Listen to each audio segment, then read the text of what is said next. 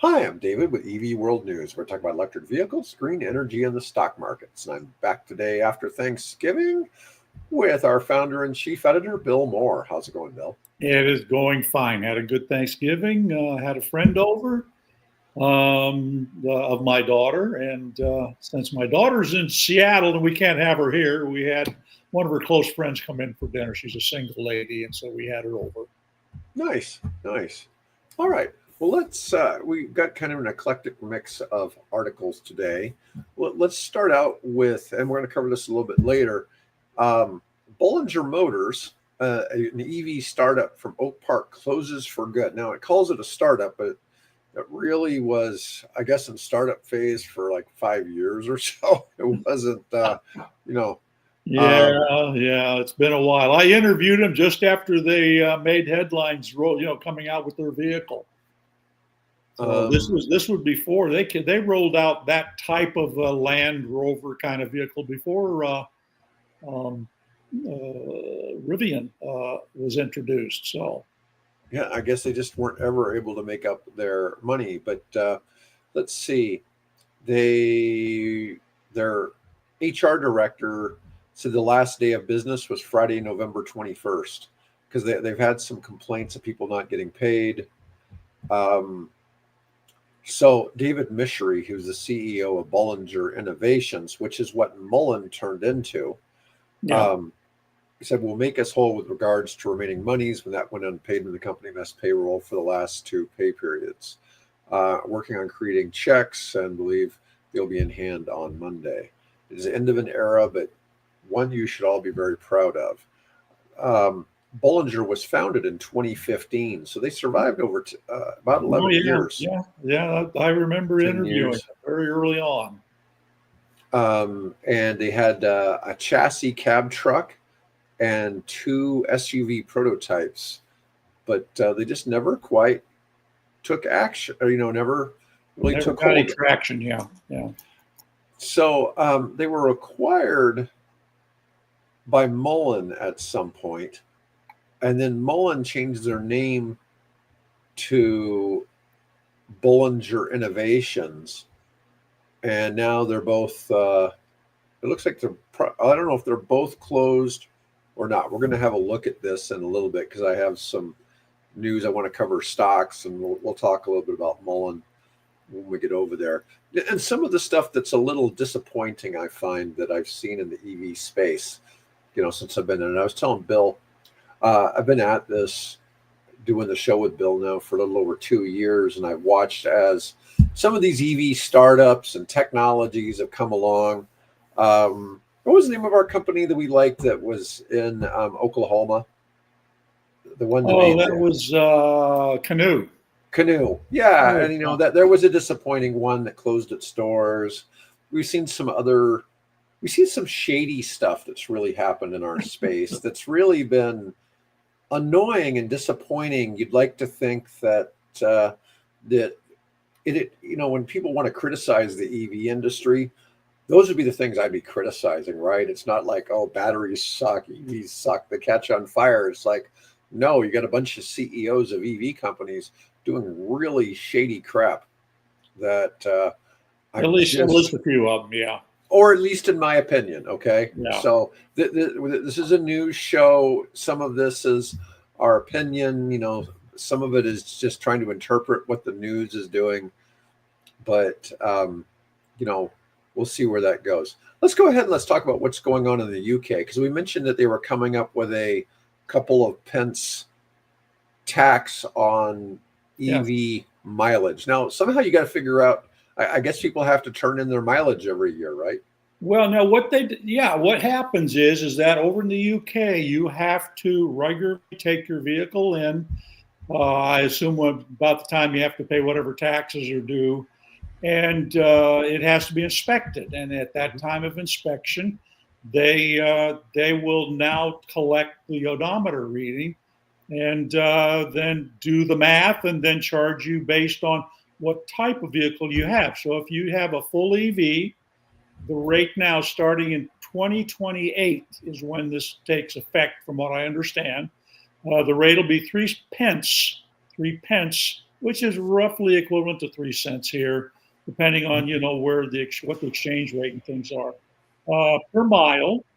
And then you're driving a hybrid vehicle, and I assume that may include PHEVs, but certainly a car like the Prius, they charge you 1.5 cents per mile. And of course, the idea is you're with a hybrid, you're buying less gasoline, and with an electric, you're buying no gasoline.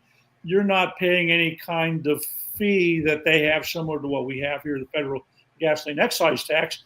Their version of that, because that's how they collect revenue for road maintenance and new construction projects, and the signage that's necessary on roads and things. So that'll take effect. Now that's been an effort. Well, interesting to see how that'll play out. They've been trying that here in Oregon. I think Hawaii has a similar program. There's a couple of states that are looking at this rather than a flat fee, because a flat fee, frankly, doesn't really calculate fairly. If you're like me and you only drive 3,000 or 4,000 miles a year, you're charging me the equivalent of my driving 12,000 miles a year, which I don't do. So there is. We'll see how that plays out. Typically, I think in the UK they estimate they drive a little under 8,000 miles a year if you drive an EV, and so that a group over there did the calculations on this, and you can find an article on EV World, a link to it, where they ran the calculations, because there's headlines now up there. Is it worth it buying an EV now that this tax has been been imposed on us? Yeah, it is. It's interesting. I'm looking at that math. Yeah. If you charge away from home and have even then they did the math. Even then, if you have to charge at a public charger, you're still saving money. Yes, it is worth investing in an EV. So they put it on there as 12,000 miles a year, which is more than the average EV drives currently. But they were saying that if it's purely an EV and you're charging at home, that with the tax, you still save 959 pounds a year, which is roughly, I think, $1,150, something like that, maybe $1,200. But your EV is 438 pounds more expensive if you exclusively use public chargers. So this was kind of a problem. But it's a well-known thing that in the UK, EV charging in public is really expensive. It's expensive, yes, it is. Yeah, but there's a couple things for this. For one, the people that have invested into public charging are expecting to get a profit right away. And in the US, you have a lot of networks that have set up knowing that it's going to take them a few years. And we're just now, some of the EV charging networks in the United States are just finally starting to make a profit. I've talked to people who own like just a couple of EV chargers, and they do all right. But the ones that have done the larger charging infrastructures like ChargePoint and other folks like that, they've had a real challenge. And only just in the past year have they started being able to at least break even on their chargers, because usage has gone up, and I guess they've just hit just enough people are finally out there. It's like planting a Christmas tree farm, right? Mm-hmm. You're not going to take seedlings and make money on the seedlings the first 5, 6, 7 years. It's going to take you a decade to get, or even fruit trees if you're planting an orchard. Right. Some investments just take time. Well, the whole liquor business is that way, except for vodka. But it is interesting to see how that has certainly played out. Let's see. All right. In Europe, ICE cars are now officially a minority in EU auto sales. Yeah. Internal combustion engine cars now only make up less than 40%. Yeah, it's like 36%. Yeah. Let me see. Hybrids were 34.6%. Battery electric vehicles were 16.4%, and plug-in hybrids were 9.1%. It's a total of just right at 60% of all car registrations in the European Union are either hybrid of or one type or full. another. Yeah. Yeah. Well, except for the hybrids. I forget now. Were the hybrids considered plug-ins? So they split it up. So they had plugins at 9% and just plain hybrid with no plug-in at 34.6. Okay, so So that was really the bulk. electrified vehicles, so not electric. Yeah. So you have about 25% are basically running mostly battery. Yeah. Yeah. But that's a pretty big hybrid models are the most common powertrain in the EU now. You know, the funny thing, I remember, I thought it seemed really cool that hybrid vehicles had come out in bulk, say from 2008 to 2012. The problem was almost all the hybrids that came out, like with Ford and companies like that, it only improved your gas mileage by like 1 or 2 miles per gallon. It was such a minute change. Now, if you look, for instance, at Toyotas, I mean, a lot of the Toyotas, I mean, their Toyota Sienna minivan gets 36 city and 36 highway. For a large vehicle, that's really impressive. And yeah, the original Prius would do roughly around between 45 and 50, depending on the time of year and how you were driving it. But still, that's a huge improvement over the 20 to 24 miles you were getting with just a straight comparable gasoline sedan. Yeah, the Camry gets 44 now. I mean, it's just crazy to see how good some of the hybrid, MPG has gotten to now. And of course, the Prius, it's like 65 or something like that. It just keeps 65. No. No. Well, now of course the last 60, 65 was a 2009 model. So my first hybrid was the Honda Insight, and I was getting 55 to 60. But that was a little highly streamlined, 4-cylinder hybrid with 2 passengers. So. Okay. Oh, it looks at based on the trim, we're at 57. That's good. I'm not. Yeah, and that's not including the plug-in. You're putting less, carbon and volatile organic compounds and nitrogen oxide and all those things in the atmosphere. Half of that, so that's good. I like my none, but I'm just that way. Yeah, the Hyundai Ioniq hybrid is supposed to get 60. So, but that's odd. I didn't know there had been an Ioniq hybrid. I only knew there was Ioniq EVs. Yeah, that's news to me. But yeah. Yeah. Good. Anyways, gives people an option. Yeah, I wanted to bring up something else. India annual EV sales to date have surpassed 2 million units. Now, what I thought was kind of interesting about this is looking at the mix of vehicles. Now, is that cars or is that? I'm guessing that's mostly. It's a little bit of everything. And scooters and motorcycles. Yeah. So, leading Indian car makers such as Mahindra and Tata are easing range anxieties with more premium EVs. India's number one car maker is Suzuki. Will launch a Suzuki Maruti. I think. Yeah, or Maruti's a Suzuki. Its first EV is going to be the e-Vitara. I remember Suzuki had the Grand Vitara here in the United States, but they probably still do. I don't know. Yeah. Move that could draw a large pool of value-conscious people to its vehicle. Okay, two-wheelers. Now, it's not saying if these can include electric bikes. I'm assuming it's electric motorcycles, or some kind of step up from a bicycle, right? Yeah, they have motorcycles. They've got, I don't know. I doubt that includes electric bicycles. I wouldn't count that, but certainly scooters and motorcycles, definitely. So two-wheelers were 1.2 million units. Mm-hmm. Three-wheelers 690,000 units. Yeah. Did you imagine if we had That's the version 690,000 of cab, three-wheelers? actually. Yeah. And then regular cars, let me see, are 156,455 units, which is up 57% from the year before. Yeah.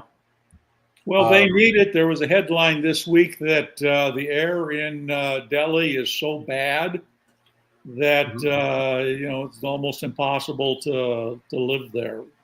The air pollution is so bad, and that's basically coming from their diesel trucks and diesel diesel buses. Yeah, it's staggering, I guess, to think about how bad that has to be, compared to what we see. One of the worst cities in the world. It's funny in TV and movies. Whenever there's a third world country, they always show pictures of it with the sky being yellow. So you just assume there's all kinds of pollution. Yeah, well, there is. Yeah. You have this article on EV World that it's funny because it has a picture of the car in China, and it's talking about the BYD Seagull, and It's like, oh, why is the sky blue? That's China.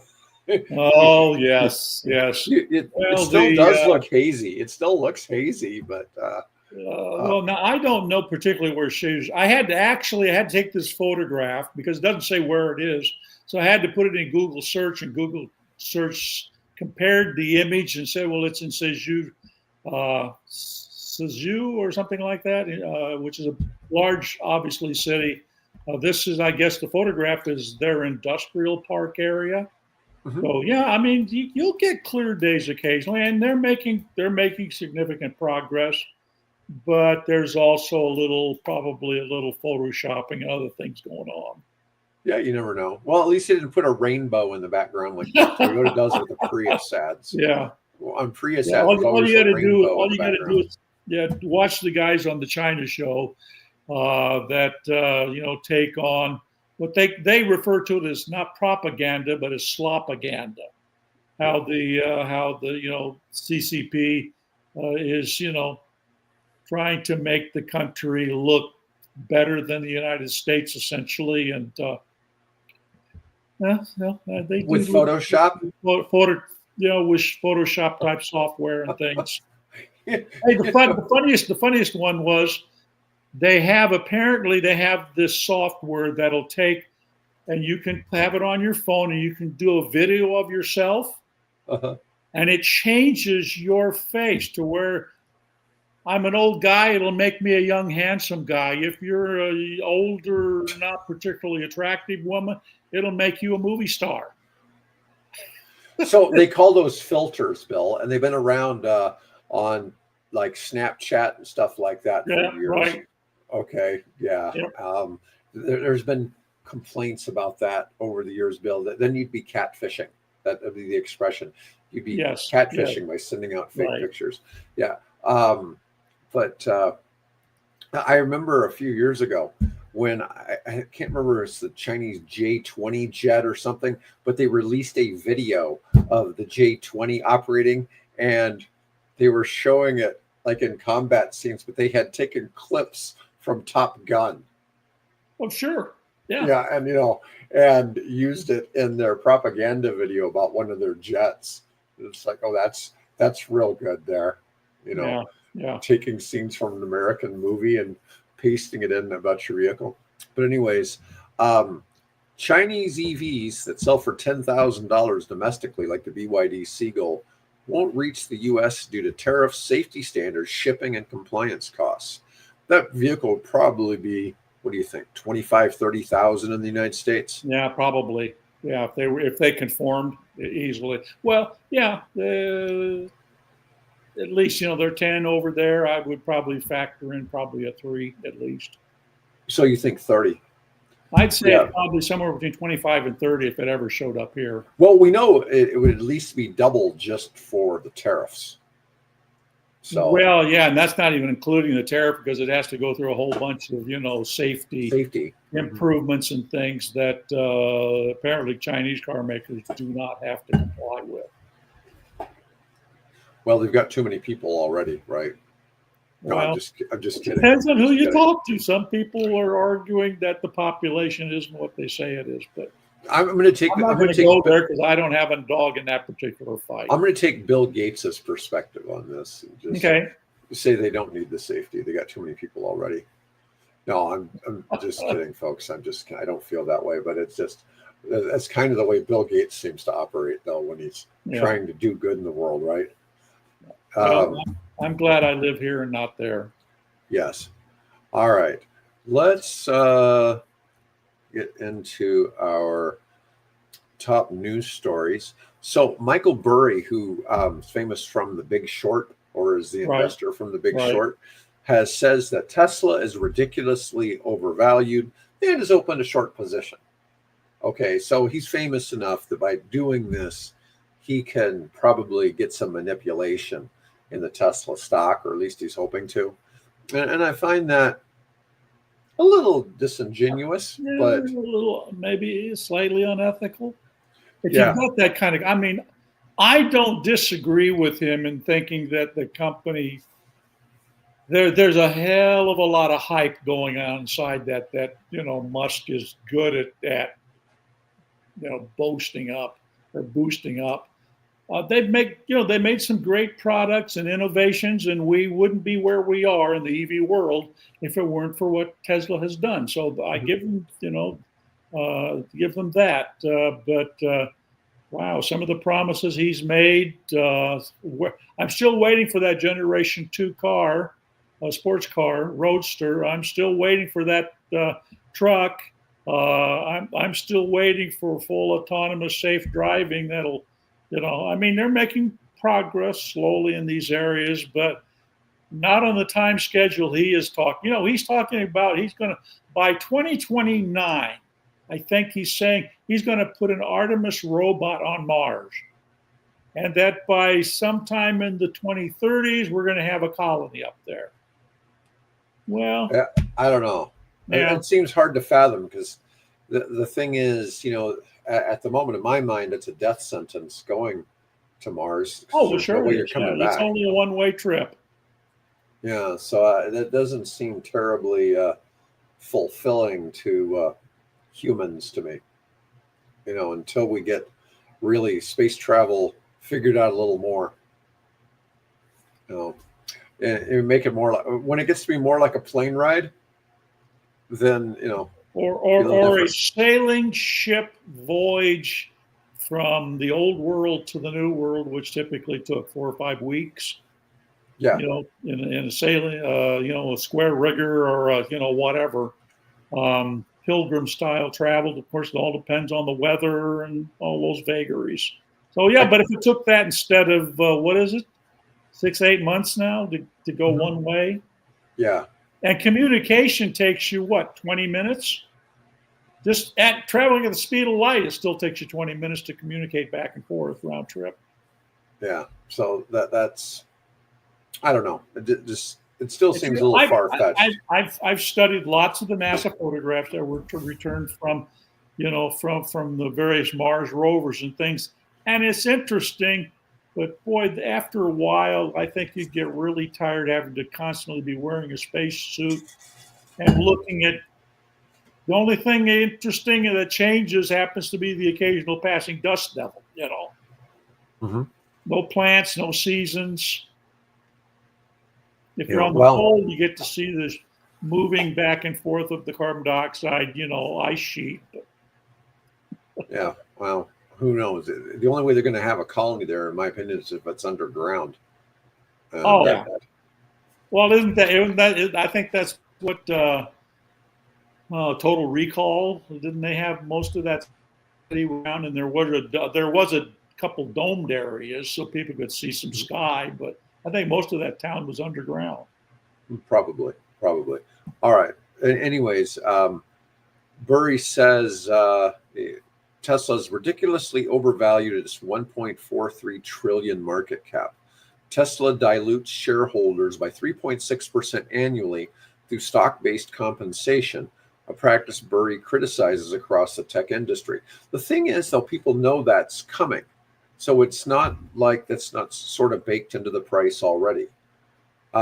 Despite the critique, Tesla shares are up 6.5% in 2025, although it's lagging the S&P 500.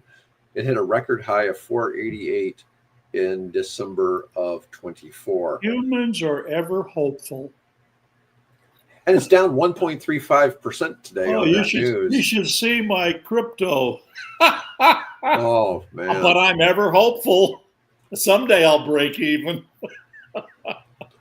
Yeah, well, you just, never really know, do you? Mark Cuban was advising, hey, folks, young people, go ahead and buy Bitcoin, but consider it money that you've thrown away.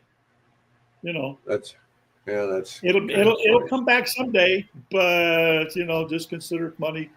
Yeah, look at that Tesla 424. Away, or in a bank you can't.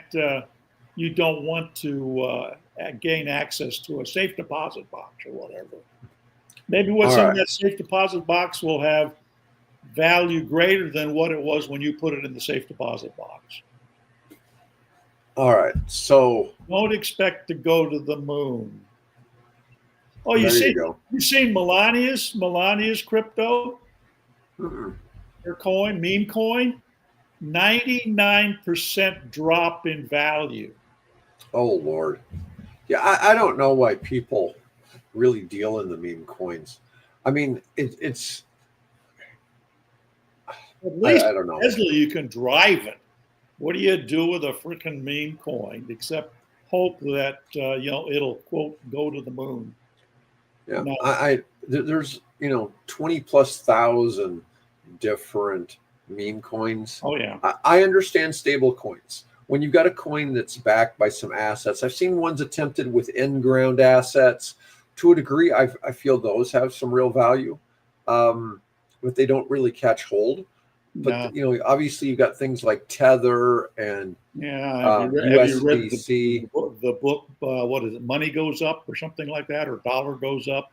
Read that book, and then you'll get a new appreciation for what Tether is and what it isn't, and who uses it.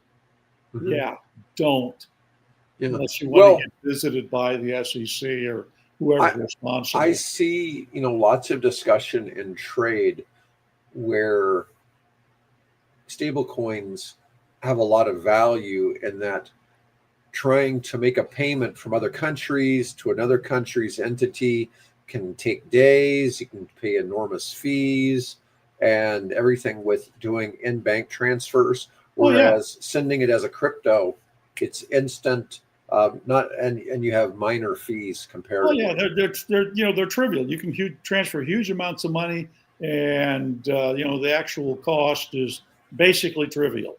So, but the Tether is what has financed the whole pig butchering movement, the scams, online scams, and things like that. It facilitates a transfer of dollar among terrorist groups and money. So, and then there's no real way to check whether or not those tethers are actually backed by something real. They say they are, but there's no real way, and there's no authority who can actually go in there and check whether there actually is the gold bullion or whether there are the bonds or whatever it is that they're using. They say they're backing that thing with. I'm pretty sure it's audited. Well, maybe not. I don't know. Yeah. But that being said, I mean, so you have something though, like a stable coin like USDT that's backed by some kind of real asset, usually cash or some type of short-term convertible, treasuries, just different things that are considered to be the same, equivalent to cash because they're short-term and can be easily, liquefied if need be. And I've seen other things where people do asset-based products and real estate, tokenizing real estate, which doesn't matter much in the United States. I've talked about this with the idea of aircraft hangars. Right. But in the United States, it doesn't necessarily make super sense because there's already existing structures in place to make that work. But if we were trying to do a real estate project in Colombia or Panama, it makes a lot more sense because you can't get the same type of bank financing. Right. And so the idea of going out and raising money in the tokenizing space makes a whole lot more sense. Yeah. And so they call it democratizing, money or different things, but it certainly does that in lesser productive countries. Yeah.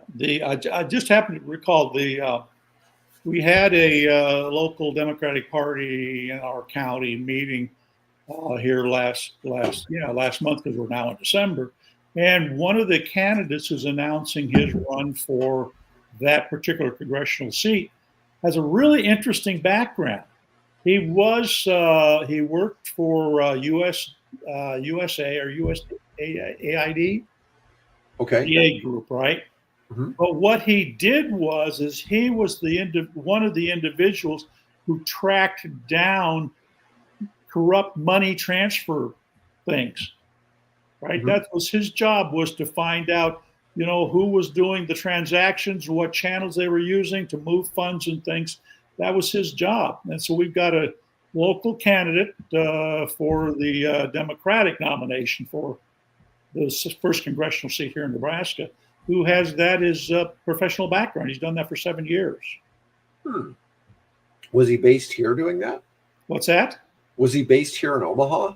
Oh, no, he was based in D.C. Okay. And then when they killed U.S. aid, he said, well, I'm moving back to Omaha. I'm moving back to Nebraska, which is where he's from originally. And, he says it took a few months to figure out what it is I want to do. And he figured, well, I think I'll try to run for Congress. Oh, good for him. That'd be interesting. Well, he certainly has the D.C. experience, and obviously he's spent a lot of his time overseas, and so he's got a lot of that perspective, which I think is important to have. Will he be good? I want to see a debate between him and Eric, who I, of course, have interviewed on EV World. So it'd be real interesting to see how those two stand up. So that district isn't the one the Democrats usually win. No, but the way things are going, I would suspect that this could very well be a toss-up, because there's just a mood in the country. Joe, well, we'll see. Let's see what happens in Tennessee today, because they're having a special election in Tennessee. Well, it's difficult sometimes to look at something, especially with elections here in Nebraska, because, to be honest, I don't see like a huge gulf in opinion between Democrats and Republicans in this state like you do in a lot of other states. I think you probably get a lot more things in agreement and common in this state than you would on a more national scale. And so I think it's harder to tell them apart, honestly. Anyways, but we'll stay off. Backing out of local politics, back to EVs. Yeah, but anyways, so on the flip side, Tesla sales in China show rare growth, up 9.9% in November. Now, Tesla's been struggling kind of worldwide, and I don't think it's, people think it's Musk. It could be, that's probably some of it. But the other thing is there's so many choices now. When I started doing this show with you a couple of years ago, there weren't that many choices. Now there's like it seems like hundreds of choices other than Tesla. It's not really that many, but every car maker has options now. What General Motors alone had 7 or 9 EV models now you can pick from. Yeah, I mean, even the fact that Cadillac has 2, 2 or 3. When you look at GM and Chevy, I mean, Chevy probably has 5. Hummer has a couple. They got the truck and the SUV. I mean, you got so many choices in the GM space, that's for sure. Ford doesn't, and we're going to get to Ford in a minute. So Tesla's on track to deliver 1.66 million EVs globally in 25, well below previous performance. That strikes me because weren't they like at almost 3 million? I mean, they used to do 1 million just in China. So that seems like a big drop. Tesla's U.S. market share has fallen from 80% in 2019. So in 6 years, it's fallen to 45, from 80% to 45%, as competitors gain ground and high prices hurt competitiveness. Now, at the end of the tax credit, Ford is down 61% on EV sales. Oh yeah, yeah, they really they've slowed or ordered a ceasing production of the Lightning. They're talking about it. The F-150 Lightning sales dropped 72.4% to only 1,000 units in November, down from 3,600 the year before. They could do that in a day once upon a time. Yeah. Ford is considering discontinuing the F-150 Lightning after $13 billion in EV losses since 23, planning to pivot to smaller, more affordable electric pickups. Now, we've said this before. If they made that Maverick electric, that would be. Well, in fact, there was one just the other day here. I think on Thanksgiving there was really pretty little orange Maverick just parked a few hundred feet from me. So that's a nice looking truck. I'm taking an increasing interest in beekeeping and all that thing. And I thought, well, if I want to do that, I'd have to have a truck. I certainly can't carry beehives around in the back of my Bolt. So I'm not going to go buy a pickup. I own pickups. So I don't want to ever buy another gallon of gasoline in my life. Don't want to do it.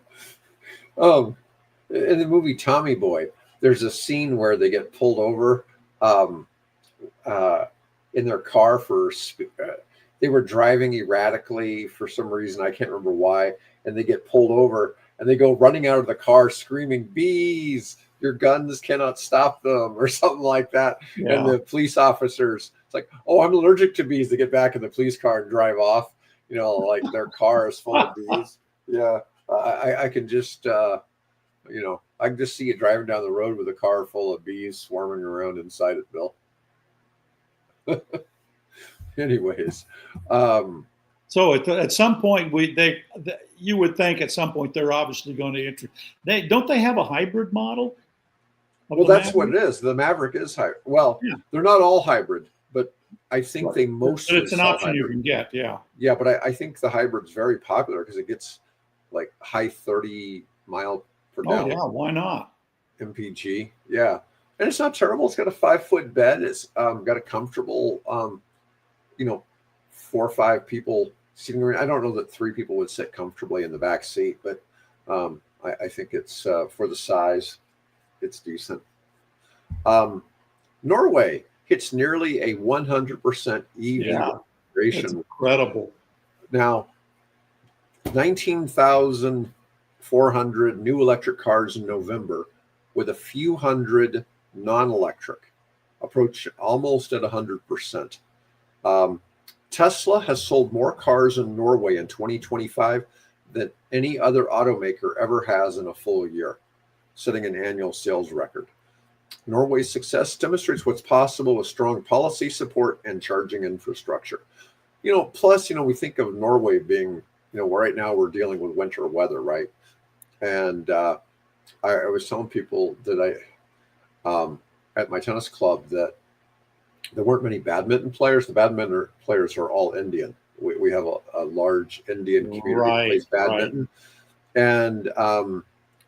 And my thing was, I didn't see all their Teslas in the parking lot. The Teslas, are really good for driving in the snow. They probably have, they still didn't go play badminton. But I thought that was, kind of funny. I was telling someone just like, it's a safer way around.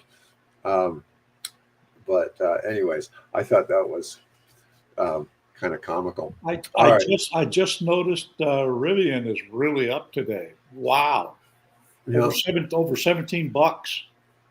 Yeah, it's doing well. It's been interesting to see what the stock market is doing lately. You look at like AMD being down a little bit, Microsoft up a little bit. What we got with NewScale today? Lately, the nuclear industry, it's at 18, basically at $19. It's up 5% today, but it took a big hit. Nano up 7%. These stocks were all red for a few days. The nuclear stocks are really, like I've said before, they're really volatile, and they go through these swings. And it's not normal for a stock to be going 5 to 10% in a day, but we've seen nuclear stocks sometimes go up 20% in one day, and then come back down Uh-huh. slowly. Profit taking. Yeah. Um, but what generally happens with the nuclear stocks, it's not that anything really changed with the company. It's that the stocks go up to a certain point. One of the early investors sells a big set of their shares because they've taken a huge profit. Right. And Exactly. yeah, and when that happens, then the stock plummets because people feel like, oh, that investor has lost confidence in the company. And it's like, Right.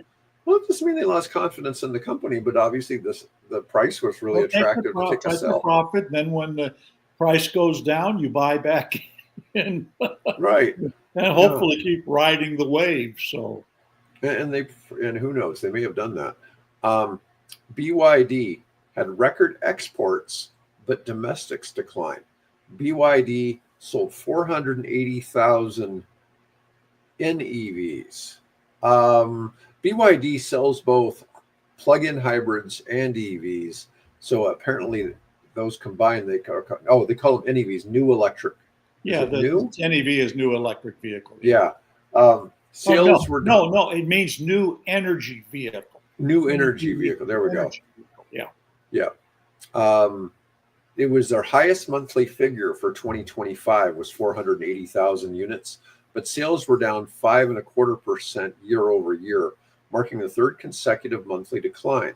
Exports are up 326% year over year, but their Chinese performance has declined as competition has intensified. BYD's commercial sales are up 213% in 2025, showing a lot of strength in the fleet and commercial segment. All right. Bill Gates' TerraPower gets Nuclear Regulatory Commission safety approval for its first nuclear plant. I think this is going up in Wyoming. I'm not 100%. TerraPower passed the NRC's final safety evaluation for a construction permit, a major milestone for next-gen nuclear. This represents progress towards small modular reactors that could provide clean baseload power for EVs and grid electrification. Advanced nuclear is gaining momentum as tech companies seek reliable, clean energy for AI data centers and industrial applications. But what's interesting in my next article is also on nuclear. This one's kind of funny because it seemed like it was kind of a hit piece. 3 Mile Island nuclear revival. Microsoft's 20-year power purchase agreement at 3 Mile Island is for the undamaged reactor at 3 Mile Island is set to reopen 46 years after America's worst nuclear accident, with Microsoft signing a 20-year PPA for 835 megawatts of output. Now, what's funny about this, okay, it pits those who fled the 1979 accident against job seekers, highlighting the tension between nuclear's promise and its controversial history. Now, they are reopening a second-gen reactor, but it's being modernized. But the one they're reopening has only been shut down for what, 6 or 8 years? It's not like it was shut down 40-something years ago. And I think that's a lot of the perception is all of 3 Mile Island was shut down 46 years ago. And it's like, no, just the damaged reactor or whatever went wrong was shut down back then. But anyways, that I don't know that that's really, as opposed to the previous story, which was about TerraPower, which is doing newer, it's probably generation 3 plus, I believe. It could be Gen 4. I'm not 100%, but I believe it's generation 3 plus reactor. That's a very big difference between it and the 3 Mile Island second generation reactor. And if our listeners happen to know, please feel free to enlighten us. Share it in the comments. So we'd like to hear what you have to think of it. I often create an image with AI of what fourth generation reactors will look like, and almost invariably the AI throws a cooling tower into the picture. But the fourth generation reactors don't use cooling towers. And how are you going to tell it's a reactor if you don't have a big, huge, humongous? I know people recognize that as what a reactor is, right? And but the thing is, though, they don't necessarily have to be nuclear reactor. They can be a thermal plant that needs to do a lot of controlling of the heat of the plant. So you run water through it, and that turns to steam, and that's how you keep it cool. Yeah. Well, global grid investment to top 470 billion in 2025. A record driven by electrification, renewables integration, AI data center loads. So this is a record. In Texas alone, planned capital expenditure on the ERCOT grid for 2025 to 2029 is 70% higher than the previous 4-year segment due to soaring power demand. There's all kinds of stuff going on in Texas for AI development. And I mean, I've heard of like a data center that needs 7 gigawatts. I mean, it just some of the data requirements, or I'm sorry, the energy requirements are just obscene. And people wonder why their power bills are going up. Yeah, well, and on top of that, they're having to fuel those with LNG because there's not any other quick source of energy that they can get to that. They're still building all the solar and things like that they can. I mean, Texas is now the leader in solar, but they're I keep seeing headlines about how they're doing something legislatively in Texas that will put some major roadblocks up for renewables.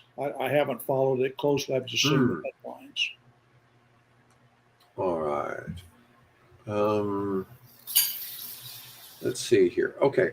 So I wanted to talk a little bit about EV stocks. So we've been doing this show now I've been doing it with Bill for 2 years and 4 months. Yeah, 2 years and 4 months now. And so I want to talk a little bit about stocks. So obviously Tesla's the main stock people think of when they think of an EV stock. In July of 23, Tesla was at $267. They're currently at $424, which is a gain of about 59%. Now, they've done a lot, obviously, in those couple of years, but they've had their high was 488, so they're certainly not at their high. But it's been fascinating kind of to see where their journey's gone, and we've talked about them quite a bit today. NIO, which is a Chinese EV maker, which now has 3,000 battery swap locations for cars in China, which we don't have any of that kind of technology in the United States, is up about 43%. Well, they're up 43% this year, not since 2 years ago. Yeah. But NIO struggled to 24, but they're showing resilience with SUV lineup gaining traction in China. And it's funny because a lot of the Chinese car market is so large that to a certain degree, they don't necessarily need the rest of the world really to be successful, right? Whereas in the United States, our big three make a lot of their money in other countries. And Tesla does most of their sales overseas. Xpeng, currently at $20, a Chinese innovator, Chinese EV maker showing strong innovation in autonomous driving. Volatile but maintaining presence in competitive Chinese market. Yeah, they are a really strong competitor to Tesla. They have not only the automotive side, they have the aviation side, and they also have the human like robotics. In fact, that particular robot probably is a lot more capable than what Tesla's robot is at this point. Okay. And then Li Auto. Li Auto is at about $18. It's another Chinese EV maker that they focus on extended range electric vehicles, which means they have some type of gas Right. support, whether it be a generator or a gas engine.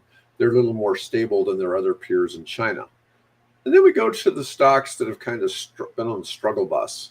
So Rivian was in the $20 to $25 range 2.5 years ago, and it's at $17 now. 1728. There we go. It's down about 15% or so. Despite innovative, vehicles, production challenges, and cash burn have weighed on the stock. Now, the thing is, we know that they've got these new models coming to market, things like that. And we got a new plant being built in Georgia. Yeah, they're going to stick around. I expect them to go up considerably.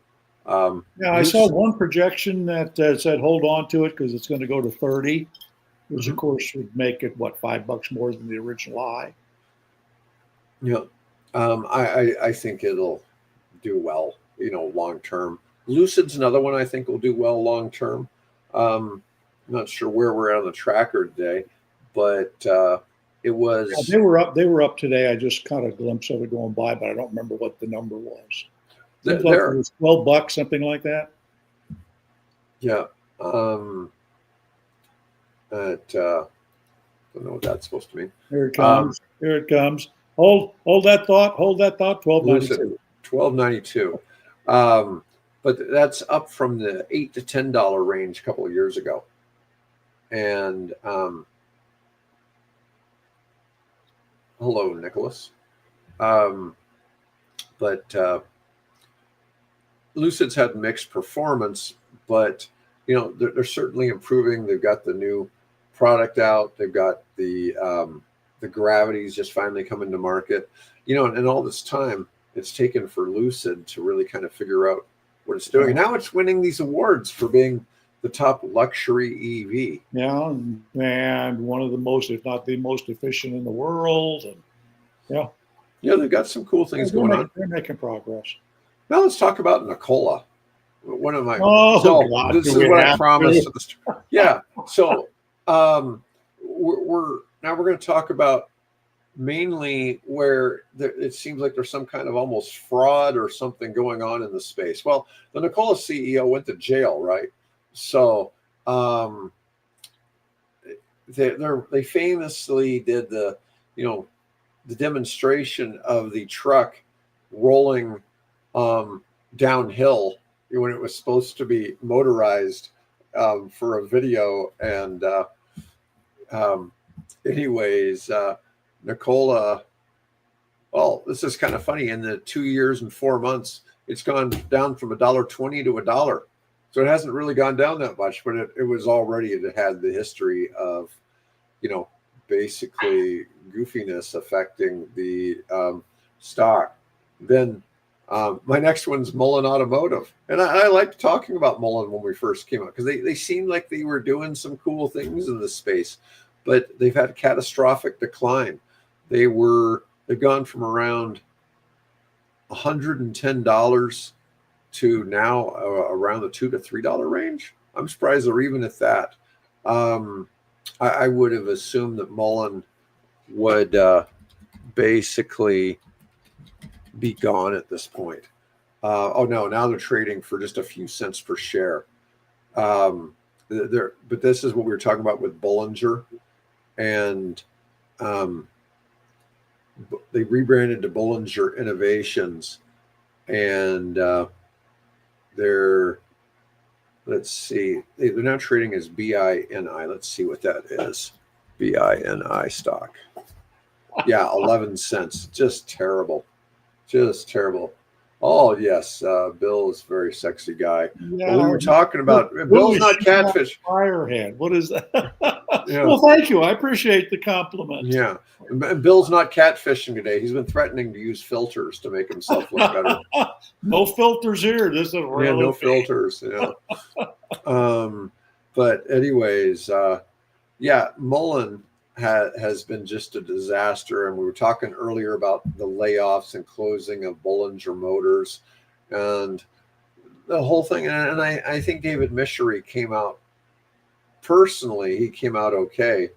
Um, and anyways, we're getting distracted here by the comments. So oh yeah, well the chat gets weird sometimes. Um, okay. yeah. Um, then Greenland Tech. So we had the CEO of Greenland on here, and a very likable guy. Um, their stock is, and after they came on, their stock went up like 20%. Okay, and now Okay. now they're an extremely low price penny stock. They're like 12 cents, Oh Lord. and they've really taken some hits. So I wanted to do a little investigating, and I don't know if they're really 12. I think my AI that was doing research for me may have mixed up some of the um, Mullen and some of the Greenland stuff, because let's just be sure here. Let me do a quick search for GTech stock and see where we're at. We're at $1.02 on GTech. Okay, they were roughly $3 they got up to when they came on the show, but they've lost 2/3 of their value, and huge decline. Well, here's the thing: they spun off this company called Centro, Cennntro, and according to shareholder lawsuits, Centro allegedly owes Greenland Tech $38 million that they have no intention of repaying, which is enormous for a company with only a $21 million market cap. A shareholder lawsuit was filed but subsequently dismissed in March 2025, leaving Greenland Tech holding the bag. But there's some problems with this. The lawsuit was dismissed because of jurisdiction. Greenland Tech is based in the British Virgin Islands, and the suit should have been brought in the British Virgin Islands and not in the U.S. Let's see.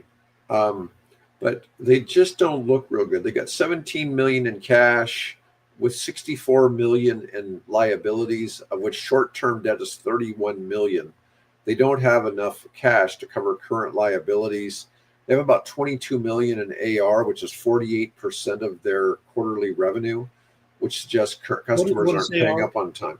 Their accounts receivable is 48% of quarterly. I guess that means people are paying in about 5 to 6 weeks. I don't know that that's really that terrible, but still. Yeah, we should point out that the company we're talking about here, just in case you didn't hear the interview, 12 months or whatever it was ago. It was more than that. It was probably closer to the start of last year. The company does the assembly of electrified and electric industrial construction equipment, things like that. Front end loaders, bulldozer type vehicles, backhoes, things like that. But they're fully electrified. They're designed for yard use. Now, I don't mean like your home yard, but like if you owned a dump or something like that, you would use it at a place, because the battery lasts for about 9 hours in those vehicles, and so you need to have it somewhere where there's access to be, to charge up. But it's electric industrial equipment. Well, industrial mobile equipment, things on wheels like backhoes and things like that are electric. Yeah. Right?